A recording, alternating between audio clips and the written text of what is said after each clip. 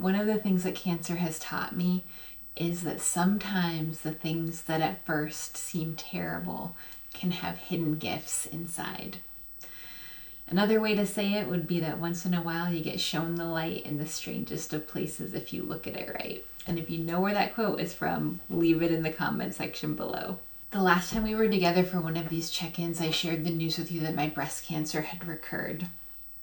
Today I'm going to be sharing an update on my health and giving you an opportunity to join a campaign that was inspired by the response to that video that I'm calling Let's Root for Each Other. If you're new here or you missed that last video, I'm going to put a link in the description below that'll take you to a hub where you can get up to speed on all of the details. I'm not going to spend too much time on them here today. So before I get into the details of my health update, I want to reassure you that I have an incredible team of healthcare providers and a truly exceptional, wise council of guides and friends to help me through this.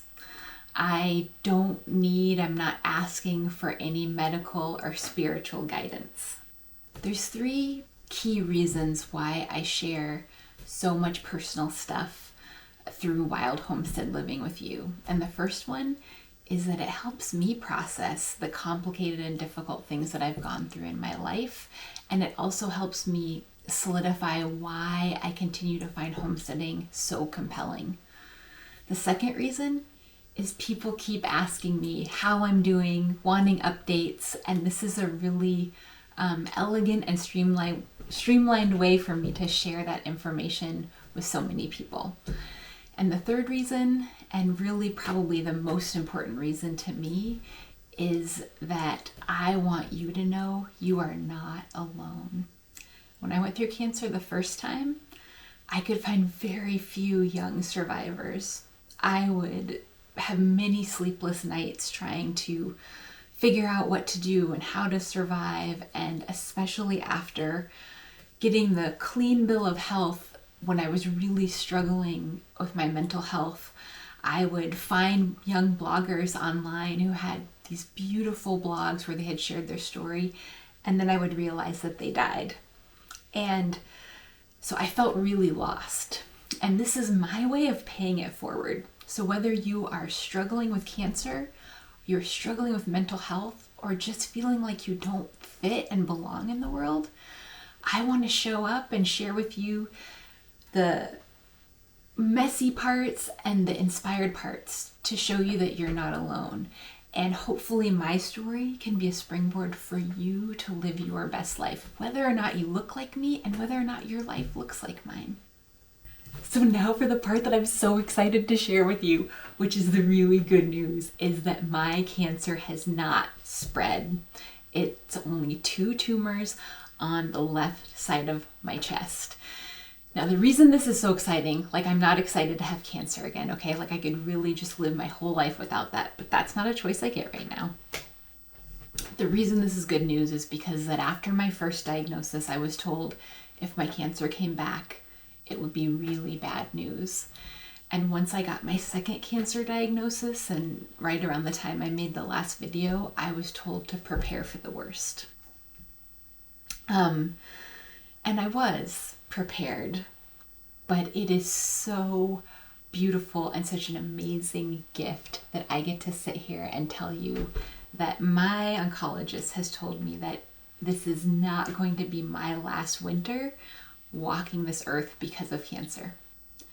Now, we all know that none of us know when our time is coming, but I'm really excited to tell you that I am getting not only a second, but a third chance at a long, healthy life.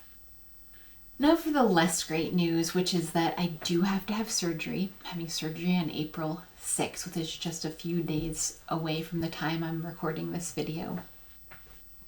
I do have an incredible surgeon who believes that she can remove those tumors in a very strategic single surgery. I have been told that because of everything my body has gone through, that I need to prepare for a long recovery. Probably 2 weeks of intensive rest, followed by 6 weeks of light duty or modified rest.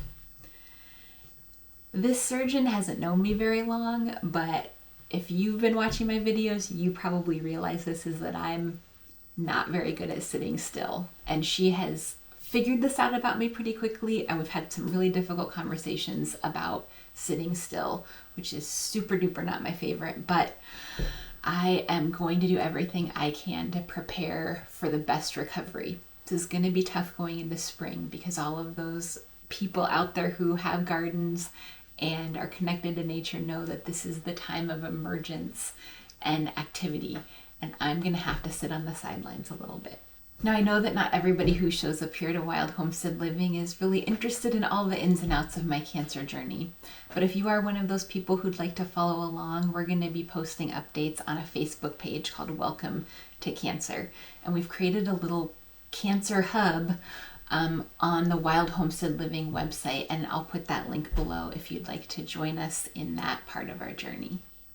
So when I first had the vision for Wild Homestead Living, it was to have a place where people from all walks of life, all parts of the world, all different viewpoints could come together to learn and support each other in using our minds, hearts, and hands to figure out how to create some of what we needed to survive. And one of the ways that I've learned in myself and that I continue to teach to create a dream, whether it's your dream homestead or in this case my dream of a community in the world, is to take small, consistent actions. And I've been doing that with Wild Homestead Living over the last couple of years. I've been making notes to our community that I send you via email, and social media posts, and writing articles and recording videos. And I didn't realize the full impact of that on you until I made my cancer recurrence announcement. When I made the last check-in video, like I said, I was told to prepare for the worst, and I was really making that video for my friends and family to have a message from me, to know that if this was the end for me, that it would be okay. You know, I'm really not a crier. I had no idea the impact that that video I made would have on the world. Thousands of you have watched, and more people than I can count have reached out to me, either in leaving a comment or sending me a direct message or an email, sharing your own struggles, and also your love and prayers and good vibes and support. And I cannot begin to tell you what an incredible positive impact that's had on me and our family. And the number of people who have been asking how they can help has been overwhelming and humbling. I've spent a lot of my life feeling like an outsider, the odd one out, the oddball, the strange one. And I'm at peace with that. I'm not everybody's cup of tea, but to have so many people share their care for me, oh gosh, here we go. It's been so beautiful. And it inspired me to launch a campaign that we're calling Let's Root for Each Other. So we wanted to create a way that you can help us, but that you also get something cool in return for it. And so I designed these t-shirts. This is my original art, and this is the women's fitted, and that's the unisex t-shirt. This is just a sample. The actual shirt you'll buy, the art on the women's shirt, is a little bit smaller and a little bit higher up. They come in a ton of different colors and styles, and you can buy a shirt now until April 15th. They make them in small batches, and so we place one order at a time, which is a little different than mass-produced shirts that you might get elsewhere. I'll make sure to leave a link in the description below. So I'll tell you the story behind this art. This is actually Kevin's hand holding beets that we bought at the farmer's market, and I drew that part of this design 13 years ago when we moved to West Seattle, and we were first able to put in a really big garden of our own. I had just started to be producing food, and we were buying food from local farmers at our farmers market, and we were meeting our neighbors, and we were exchanging recipes and tips, and I was putting little extra vegetables on our front porch for people to pick up because we lived in a really urban neighborhood and people would leave gifts for us. And it started to make me realize that part of self-sufficiency is actually community support and taking personal responsibility for our wellness, but also caring for our neighbors. So back then I drew the beets in the hand and I had it as a little poster in my window as encouragement for our community. I used this piece of art I created at the heart of this campaign because really it's the heart of my mission in the world, which is to help people lead healthy, sustainable, nature-connected lives. And I've gone from encouraging the people who live on my city block to encouraging the world. But as I go into this time of intense recovery and healing from cancer a second time, I really need your help to spread that message of encouragement while I'm focusing on my own survival. I see so much fear and self-doubt and judgment and negativity playing out in the world today. And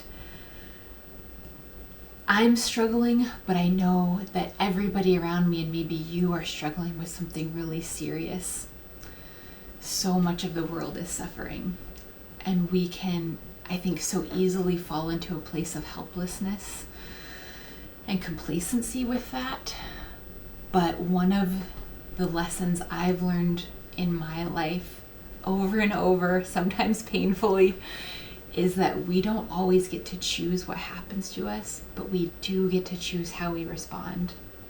And we can use our struggles and hardships to make us brittle and shut down, or we can use them to let us become supple and open. And I hope that you will choose the way of hope and realize that we get to create the reality we live in. And maybe that starts with something as simple as a t-shirt.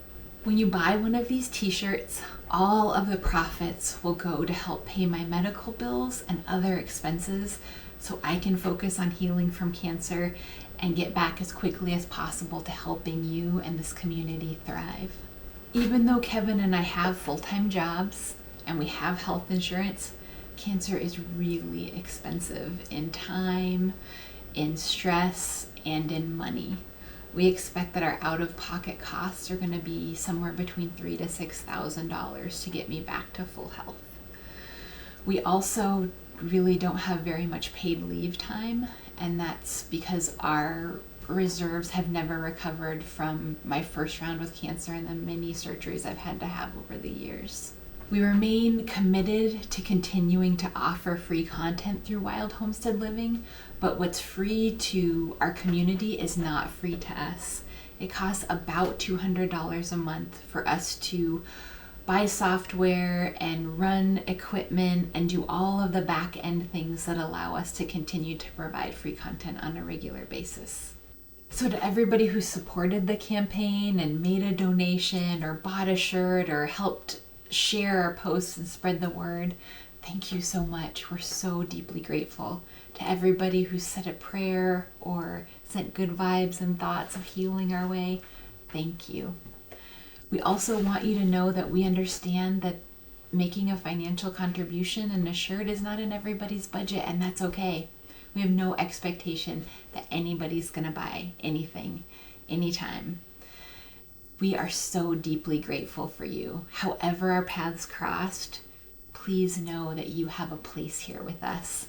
And as much as I can, I'm going to be rooting for you.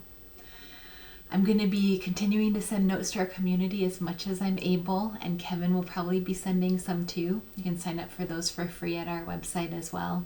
And remember, there is no one right way to homestead, only the way that's right for you.